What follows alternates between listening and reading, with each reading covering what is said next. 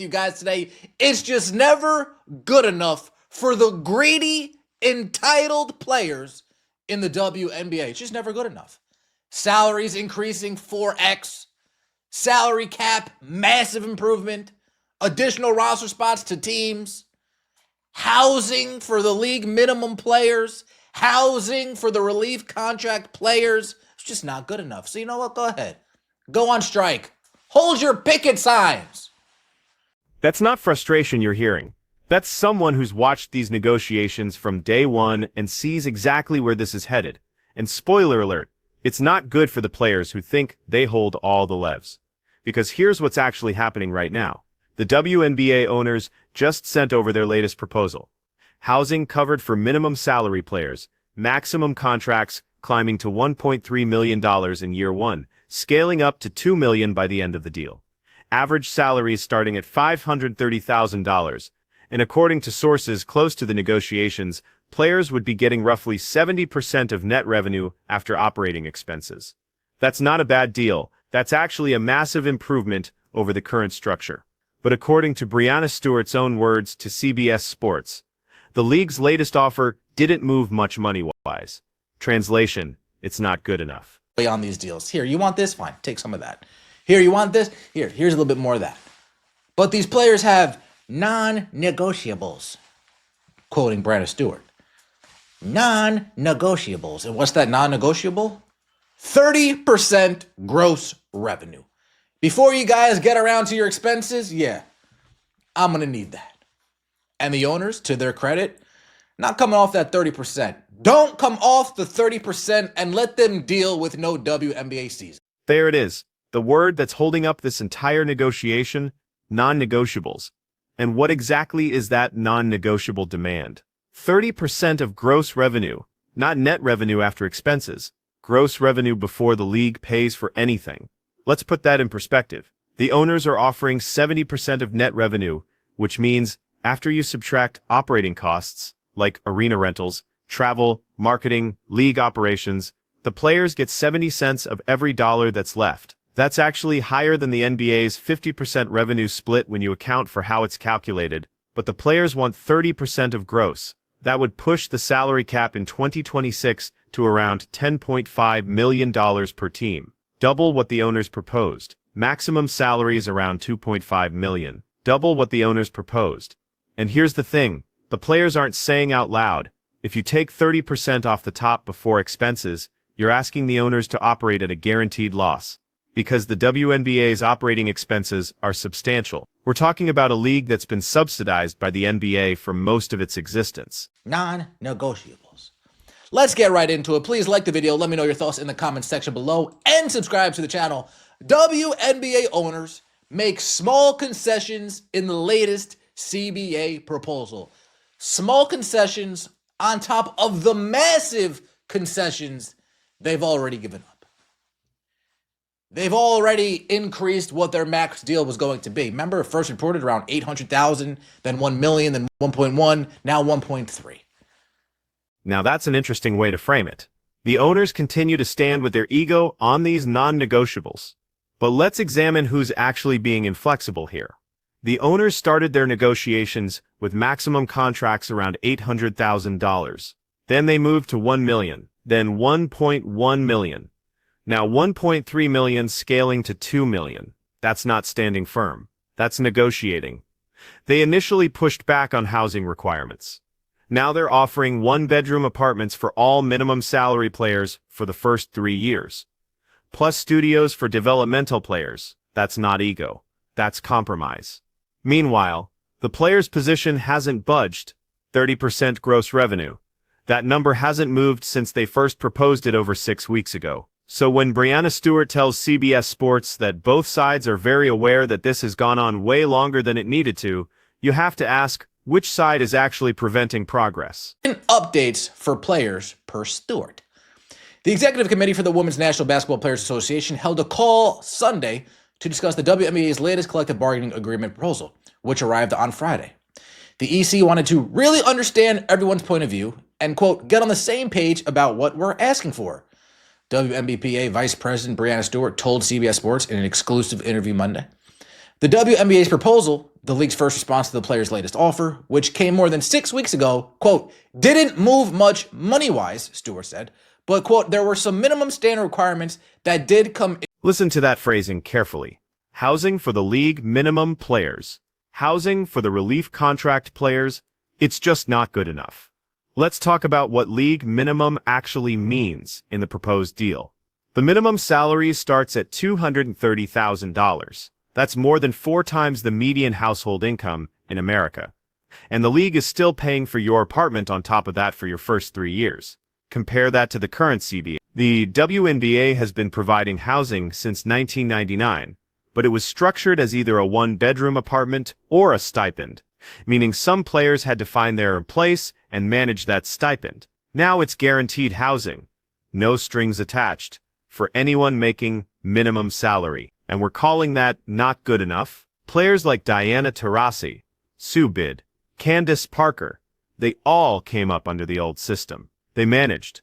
They built Hall of Fame careers. But somehow the current generation needs more before they'll even consider showing up to training camp on April 19th. He provided a one-bedroom apartment for the first 3 years of the CBA, while developmental players would be provided a studio apartment, a source familiar with the negotiations confirmed to CBS Sports. Listen to how crazy that sounds. Minimum salary still making $250K. And the league is still paying for your apartment for the first 3 years. A minimum salary that you're still making nearly $250,000, the league is still paying for your housing. Moving along. That's the reality nobody wants to say out loud. The owners are billionaires whether there's a WNBA season or not. Their wealth doesn't come from women's basketball. Most of them own the team as part of a larger NBA franchise. It's a prestige asset, a community investment, sometimes a tax write-off. But the players, if there's no season, there's no salary. And while some of the stars can go overseas and make serious money in Europe or Australia, the majority of the roster doesn't have that option. The international leagues want the Breanna Stewarts and the Sabrina Ionescas. They're not clamoring to sign the 8th player off the bench, making league minimum. So when the Players Association talks about being ready to strike, you have to wonder if they've actually thought through the leverage calculation. Because the owners can wait. They've got other income streams. The players are the ones racing against the clock here. Training camp is supposed to start April 19th. Preseason games begin April 25th. Opening night is scheduled for May 8th. And according to Stewart's own admission to CBS Sports, she doesn't even know if there's a drop-dead date where the season has to be postponed. Of the 2026 season, training camps are scheduled to begin on April 19th, with preseason games to begin on April 25th and opening night set for May 8th.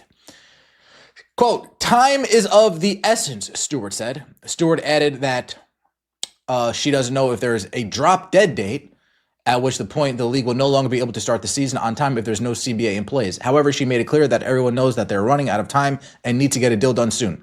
Here's the thing. If you don't know if there's a drop-dead date at which the point the league will no longer be able to start the season on time, you are a fool. That's the nicest way I can put it. If you didn't say, hey, is there a certain date in case this deal doesn't get done that the league will have to start later? And that right there might be the most revealing moment in this entire negotiation. The vice president of the Players Association, one of the faces of the league, doesn't know the deadline for when a deal has to be done to start on time. Think about that. You're negotiating for 30% of gross revenue. You're drawing hard lines on non-negotiables. You're prepared to strike if you don't get your number. But you haven't asked the basic question, what's the actual deadline before we lose the season? That's not strategy. That's not leverage. That's not even basic preparation. If you're going to threaten to blow up the season over revenue sharing, you should probably know when the point of no return actually is. Because here's what that tells you about how seriously the players are taking the business side of this negotiation. They're focused on the percentage. They're focused on the principle. They're focused on what they think they deserve. But they're not focused on the practical reality of what happens if they miscalculate. Hey, what is the deadline for which a deal, if it doesn't get done, the league will need to get pushed back? If you don't know the answer to that, here, I got a big fat L for you that you can hold. Oh, L for you that you can hold. Oh, L for you that you can hold. You want to know why? You guys are the one that are asking for all these different concessions. You guys are the ones that's asking for this and asking for that and asking for this and asking for that and asking for this and asking for that. Don't you think that you should know what the timeline is so you can continue to rapidly try to move this along? No, you don't?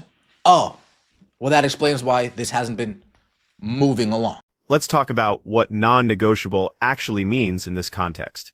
Because when Breanna Stewart says the players need to be heard on things that are non-negotiable, she's talking about the 30% gross revenue split. That's the line in the sand. But here's the problem with drawing lines in the sand when you're negotiating with people who have deeper pockets than you. Sometimes they just let you stand there. The owners have already shown they're willing to move on everything else. Salaries? Moved significantly. Housing? Completely restructured. Facility standards? It's addressed in the latest proposal. The only thing they're not moving on is the fundamental math of the revenue split.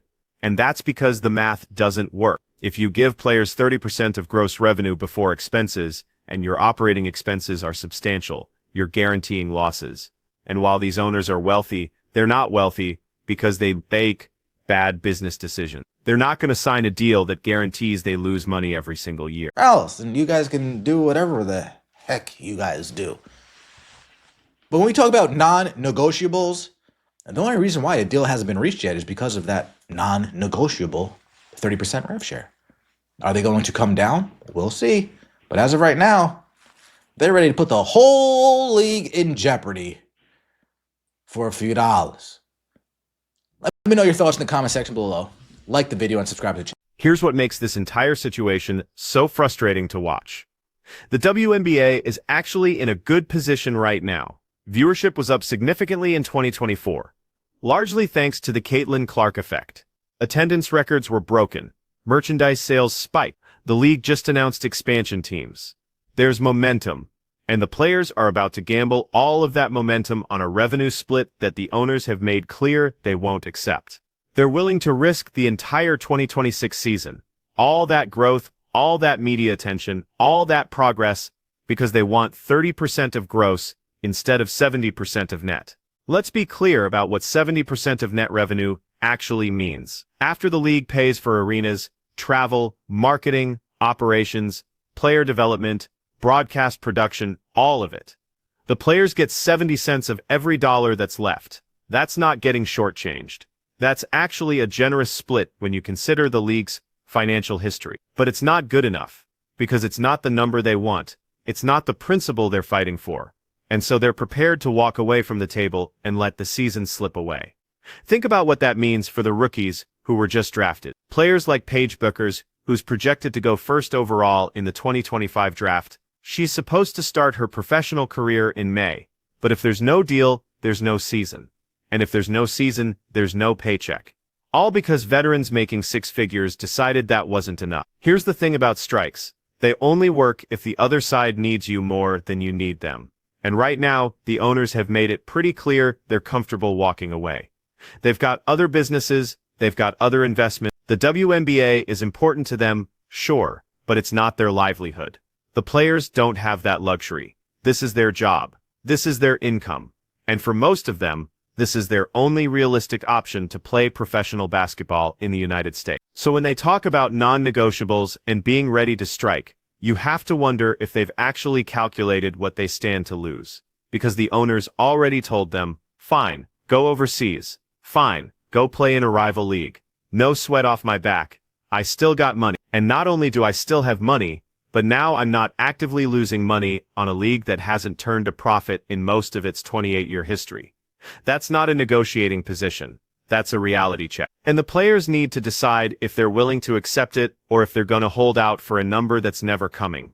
The clock is ticking. Training camp is 6 weeks away, and according to Breanna Stewart, the players don't even know when the deadline is. That should tell you everything you need to know about how this is going to end. So here's my question for you. If you're a player making $230,000 minimum salary with free housing, and the veterans are telling you to strike for 30% gross revenue, are you walking out? Or are you showing up to training camp and taking the deal on the table? Because at some point, you have to ask yourself if the principal is worth losing the paycheck. Let me know what you think in the comments.